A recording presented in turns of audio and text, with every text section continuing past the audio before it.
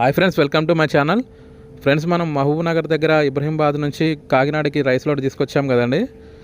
ఈ రోజుకి 4 రోజులు అవుతుందండి, ఇంకా దిగుమతి అనేది అవ్వలేదు. మనతో పాటే తెలంగాణ బండ్లు కూడా చాలా వచ్చాయండి.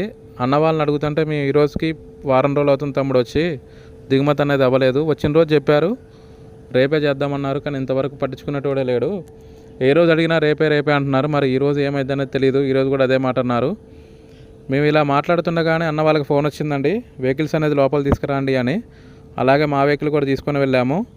ఫస్ట్ మాకు గోడౌన్లో అని చెప్పారండి అన్లోడు, కానీ ఇక్కడికి వచ్చి చూస్తే షిప్లో చేస్తున్నారు. మాది కూడా షిప్లో అని చెప్పారండి. ఒక షిప్ వచ్చి 643 మెట్రిక్ టన్నుల కెపాసిటీ లోన్ అనేది లాక్కెళ్తుందండి. ఒక షిప్కి వచ్చి 4 వెహికల్స్ పెట్టారండి. ఒకటే టైంలో 4 కూడా అన్లోడ్ అవుతున్నాయి. మాది కూడా షిప్లోనే చేస్తారు. మరి ఏమైతే చూడాలి. మా టైం వచ్చేసరికి మరి క్లోజ్ అంటారా, రేపు మార్నింగ్ అంటారా, మరి ఈరోజు అవుతుంది అనేది తెలియదు. ఇక్కడ అక్రమ రవాణా జరుగుతుందని చెప్పేసి డిప్యూటీ సీఎం గారికి ఇంటిమేషన్ వెళ్ళిందండి. దానిపైన ఆయన స్పందిస్తూ నిన్న ఇక్కడికి తనిఖీ చేశారు.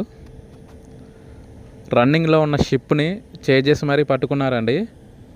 That is power star. నిన్న అక్రమ రవాణా జరుగుతున్న షిప్ని వెంటనే సీజ్ చేసి పక్కన పెట్టేశారు. ఇదేనండి ఆ షిప్పు. మన power star Pawan Kalyan fans ఎంతమంది ఉన్నారో అంతమంది ఈ వీడియోకి లైక్ చేయండి, షేర్ చేయండి.